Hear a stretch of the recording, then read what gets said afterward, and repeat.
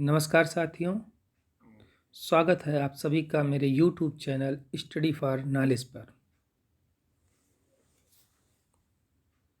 तो आज हम लोग लेक्चर की इस सीरीज में चर्चा करेंगे कि समाजशास्त्र की प्रकृति क्या है। तो जैसा कि हम लोग जानते हैं कि किसी विषय की प्रकृति का तात्पर्य होता है कि वो विज्ञान है अथवा कला। जब भी ये पूछा जाए कि किसी विषय की प्रकृति क्या है, तो उसका यही आशा है कि वो आपसे यह पूछा जा रहा है कि वह विज्ञान है अथवा कला। समाजशास्त्र की प्रकृति के विषय में भी विद्वानों के विचारों में भिन्नता पाई जाती है कि समाजशास्त्र एक विज्ञान है या फिर एक कला। कुछ विद्वान इसे विज्ञान मानते हैं और कुछ नहीं मानते हैं। समाजशास्त्र को विज्ञान नहीं मानने वाले विद्वान कहते हैं कि इसके पास ना तो प्रयोगशाला है और ना ही यह भविष्यवाणी कर सकता है। तो ऐसी स्थिति में हम इसको विज्ञान कैसे मानें?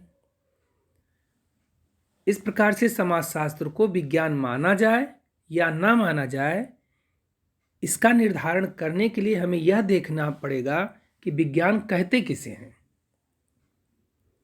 विज्ञान का अर्थ, मीनिंग ऑफ साइंस। सामान्यतः विज्ञान का अर्थ एक विशेष प्रकार की विशेष सामग्री से लगाया जाता है। इस दृष्टिकोण से भौतिक शास्त्र, रसायन शास्त्र, जीव विज्ञान, वनस्पति शास्त्र आदि ऐसे विषय विज्ञान माने जाते हैं तथा सामाजिक विषयों का अध्ययन करने वाले विषय को विज्ञान नहीं माना जाता है। अर्थात कि एक विशेष विज्ञान का अर्थ एक विशेष प्रकार की सामग्री से। सामान्यतः ये लोगों के बीच में एक धारणा है कि जब हम कहते हैं विज्ञान तो लगता है जैसे भौतिक शास्त्र में जो पढ़ाया जा रहा है या रसायन शास्त्र में जो पढ़ाया जा रहा है वो उसमें जो पढ़ाया जा रहा है वही विज्ञान है, ठीक है। और सामाजिक विषयों का में जो पढ़ाया जा रहा है वह विज्ञान नहीं है। लेकिन यह धारणा गलत है, क्योंकि विज्ञान का संबंध विषय सामग्री से नहीं होता है। इसका संबंध वैज्ञानिक पद्धति से होता है। यदि किसी विषय से संबंधित तथ्यों को वैज्ञानिक पद्धति के माध्यम से संकलित किया जाए, एकत्रित किया जाए, तो इसके आधार पर एक और सामान्य सिद्धांत का निर्माण कर लिया जाए, तो ऐसे विषय को ही विज्ञान कहते हैं। अर्थात कि वैज्ञानिक पद्धति से अगर किसी किन्हीं तथ्यों को संकलित कर दिया जाए और उसके आधार पर उसके परीक्षण, उसके वर्गीकरण के आधार पर एक ऐसा निष्कर्ष निकाला जाए और फिर उसको सामान्यीकृत कर दिया जाए, उसके आधार पर एक सामान्य सिद्धांत का निर्माण कर लिया जाए, तो फिर ऐसे विषय को विज्ञान कहा जाता है। स्टुअर्ट चेज ने अपनी जो पुस्तक है the proper study of Mankind, उसमें ये कहा है कि विज्ञान का संबंध पद्धति से है, ना कि विशेष सामग्री से। अर्थात विज्ञान का संबंध कि किस तरीके से हम अध्ययन कर रहे हैं इससे होता है, ना कि क्या उसमें हम पढ़ रहे हैं इससे होता है। इसी तरीके की बात कार्ल पियर्सन ने अपनी पुस्तक द ग्रामर ऑफ साइंस में भी कहा है कि सभी विज्ञानों की एकता उसकी पद्धति में है। यहाँ भी ये सवाल उठा रहे हैं या बात कह रहे हैं कि पद्धति की बात कर रहे हैं कि उसकी एकता उसकी पद्धति में है कि जो भी विज्ञान है वो सब अपनी पद्धति की वजह से जाने जाते हैं, ना कि अपनी विषय वस्तु से। बिसन ने भी अपनी पुस्तक मॉडर्न सोसाइटी में कहा है कि यह एक पद्धति या उपागम है। विज्ञान एक पद्धति या उपागम है, ना कि विषय सामग्री जो विज्ञान की कसौटी है, ठीक है। तो विज्ञान की कसौटी क्या है? विज्ञान की कसौटी है पद्धति या उपागम, ना कि उसकी विषय सामग्री। उसमें क्या पढ़ाया जा रहा है डजंट मैटर, इसका कोई मतलब नहीं। लेकिन उसका जो अध्ययन किया जा रहा है उसकी पद्धति क्या है, उसकी अगर पद्धति वैज्ञानिक पद्धति है तो वह विज्ञान है। तो इस प्रकार से हम देखते हैं कि विज्ञान का संबंध विशेष सामग्री से नहीं बल्कि उसकी वैज्ञानिक पद्धति से होता है। और वैज्ञानिक पद्धति से प्राप्त किया गया क्रमबद्ध और व्यवस्थित ज्ञान ही विज्ञान है। आगे हम लोग देखते हैं कि समाजशास्त्र विज्ञान है कि नहीं। अब सवाल ये उठता है कि ये तो हम लोगों ने चर्चा कर ली कि विज्ञान क्या है, और लेकिन क्या समाजशास्त्र एक विज्ञान है? हम समाजशास्त्र को एक विज्ञान क्यों माने? तो इसका उत्तर है कि हाँ, समाजशास्त्र विज्ञान है, क्योंकि इसमें अध्ययन हेतु वैज्ञानिक पद्धति का प्रयोग किया जाता है। मतलब विज्ञान के लिए जो एक कसौटी है कि वैज्ञानिक पद्धति से कोई अध्ययन किया जाए तो वो विज्ञान होता है। तो समाजशास्त्र में भी वैज्ञानिक पद्धति से अध्ययन किया जाता है, और इसको विज्ञान मानने के पीछे निम्नलिखित आधार है। पहला, कि समाजशास्त्रीय ज्ञान का आधार वैज्ञानिक पद्धति है। अब जो समाजशास्त्र में जो ज्ञान अर्जित किया जाता है, जो ज्ञान दिया जाता है, उसका आधार जो है वो वैज्ञानिक पद्धति है, अर्थात क्रमबद्ध और व्यवस्थित अध्ययन। इसमें जो होता है क्रमबद्ध और व्यवस्थित अध्ययन किया जाता है। दूसरा, समाजशास्त्र में भी तथ्यों का संकलन अवलोकन द्वारा किया जाता है, अर्थात इसमें जो तथ्य संकलित किए जाते हैं वो अवलोकन विधि के द्वारा किए जाते हैं, जिस तरीके से कि विज्ञान में किया जाता है। इसी प्रकार से हम देखते हैं कि तीसरे में इसके है कि समाजशास्त्र में भी संकलित तथ्यों का वर्गीकरण एवं विश्लेषण किया जाता है। तो जिस तरीके से विज्ञान में तथ्यों का वर्गीकरण एवं विश्लेषण किया जाता है, उसी प्रकार से समाजशास्त्र में भी तथ्यों का वर्गीकरण एवं विश्लेषण किया जाता है। चौथे में हम देखते हैं कि समाजशास्त्र में क्या है का वर्णन किया जाता है। अब देखिए, समाजशास्त्र में क्या है, यहाँ यथार्थ का वर्णन किया जाता है। क्या होना चाहिए उसका वर्णन यहाँ पे नहीं होता। यह समाजशास्त्र का कार्य नहीं है। क्या होना चाहिए ये दूसरे विषय का कार्य है। समाजशास्त्र का संबंध है कि क्या है, और इस प्रकार से घटनाओं का वास्तविक और यथार्थ वर्णन जो किया जाता है वो समाजशास्त्र का कार्य है। पांचवा है कि समाजशास्त्र में कार्य कारण संबंधों की विवेचना की जाती है। इसका आशय क्या है कि घटना के पीछे दिए गए कारणों की खोज की जाती है। किसी घटना के पीछे का क्या कारण है उसकी खोज करना समाजशास्त्र का कार्य है।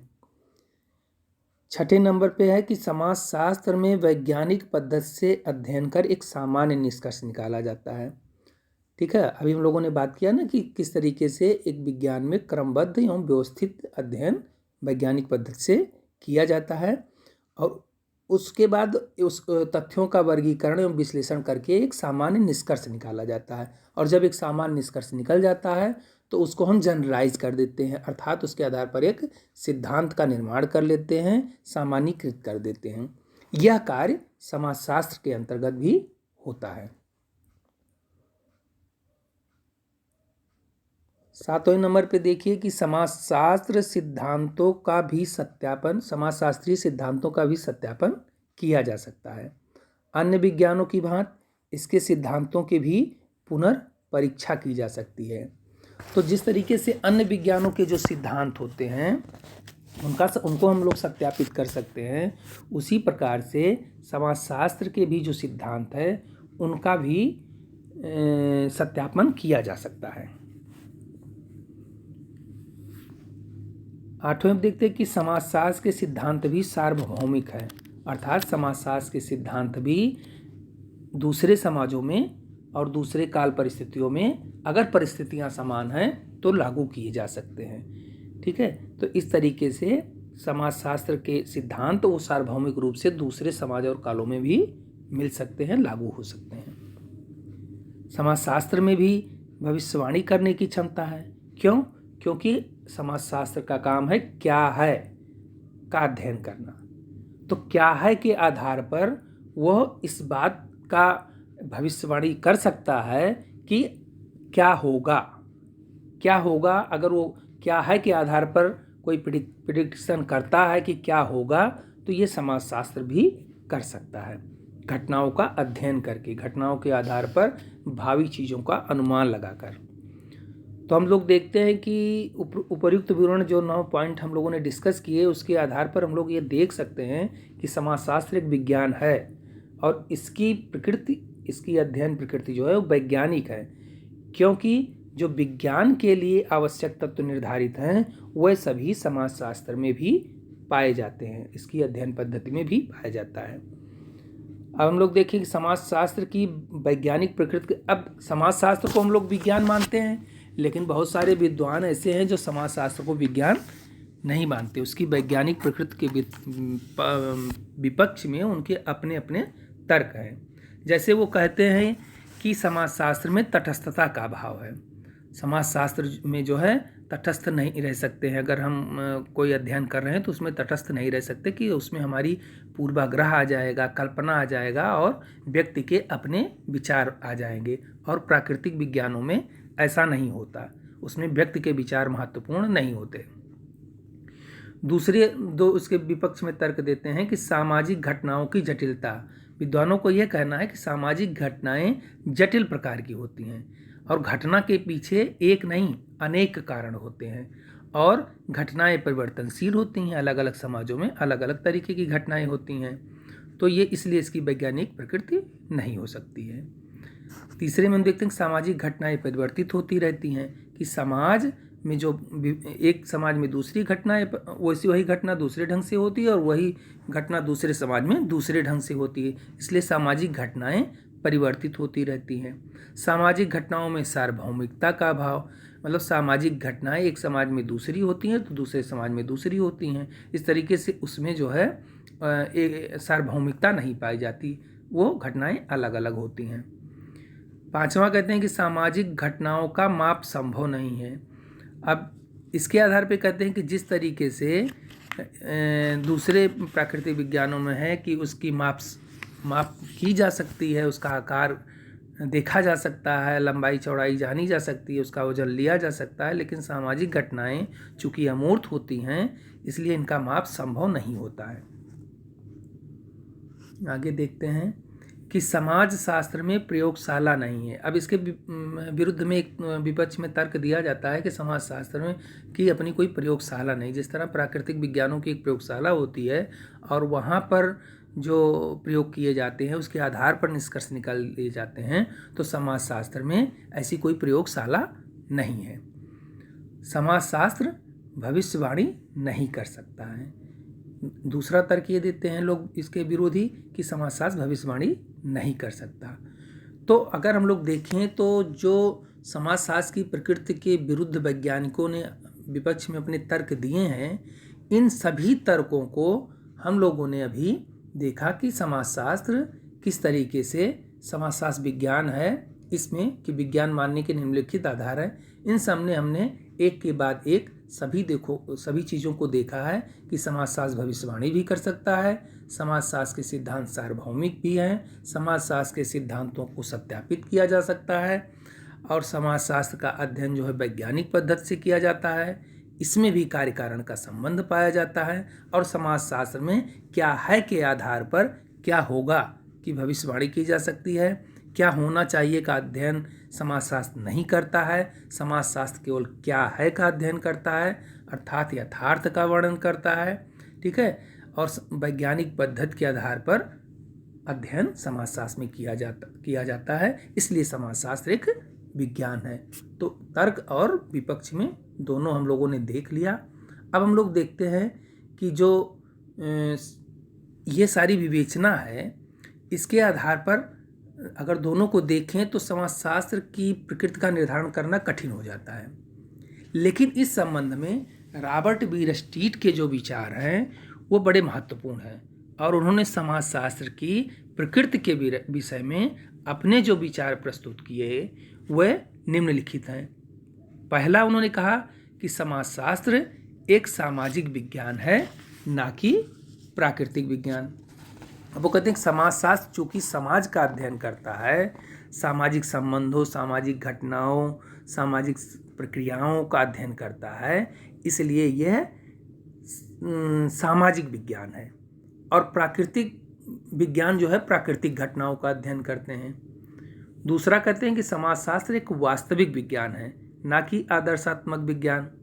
अर्थात समाजशास्त्र में पक्षपात रहित होकर घटनाओं का अध्ययन किया जाता है। इसमें क्या है का अध्ययन किया जाता है, क्या होना का अध्ययन नहीं किया जाता है।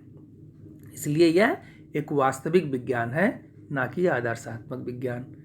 समाजशास्त्र एक विशुद्ध विज्ञान है। तीसरे में कहते हैं रॉबर्ट वीरस्टीड कि समाजशास्त्र एक विशुद्ध विज्ञान है, ना कि व्यवहारिक विज्ञान। अब वो कहते हैं कि जब समाजशास्त्र जो है सामाजिक घटनाओं का अध्ययन करता है और उसके आधार पर जो ज्ञान का संग्रह करता है, लेकिन उसके निदान को नहीं बताता है, ठीक है, तो इसलिए समाजशास्त्र जो है एक विशुद्ध विज्ञान है, ना कि व्यवहारिक विज्ञान। समाजशास्त्र चौथे में हम लोग देखते हैं कि समाजशास्त्र एक अमूर्त विज्ञान है, ना कि मूर्त विज्ञान। अब चूंकि समाजशास्त्र सामाजिक संबंधों का अध्ययन करता है और सामाजिक संबंध अमूर्त होते हैं, इसलिए समाजशास्त्र एक अमूर्त विज्ञान है, मूर्त विज्ञान नहीं है। 5वां नंबर पे है कि समाजशास्त्र एक सामान्य विज्ञान है, ना कि विशेष विज्ञान। समाजशास्त्र, अब इसमें यह है कि समाजशास्त्र एक सामान्य विज्ञान अर्थात वो पूरे समाज का अध्ययन करता है, समाज के किसी विशिष्ट पक्ष का अध्ययन नहीं करता। समाजशास्त्र का कार्य संपूर्ण समाज का अध्ययन करना है, ना कि एक किसी विशिष्ट पक्ष से। इसलिए समाजशास्त्र एक सामान्य विज्ञान है, ना कि विशेष विज्ञान। छठा है कि समाजशास्त्र तार्किक एवं अनुभव सिद्ध विज्ञान है। अब समाजशास्त्र में तार्किकता है, तार्किकता के आधार पर यहाँ अध्ययन किया जाता है और यह एक अनुभव सिद्ध विज्ञान है, अर्थात तथ्यों का परीक्षण और संकलन किया जाता है। यहाँ पर भावात्मक आधार पर भावना के तहत अध्ययन नहीं किया जाता, अर्थात अनुभव को यहाँ महत्व दिया जाता है। इसलिए समाजशास्त्र तार्किक एवं अनुभव सिद्ध विज्ञान है। तो इस प्रकार से हम लोग देखते हैं कि जो पाठ्यक्रम का निर्धारित खंड 1 है, उसमें जो प्रथम बिंदु है समाजशास्त्र, उसका अर्थ, उसकी प्रकृति एवं उसका क्षेत्र, ये 3 वीडियो हम लोग लेक्चर 3, लेक्चर 4 एवं लेक्चर 5 में देख चुके हैं, इसका डिस्कशन कर चुके हैं। आशा है कि आप लोगों को यह वीडियो पसंद आया होगा।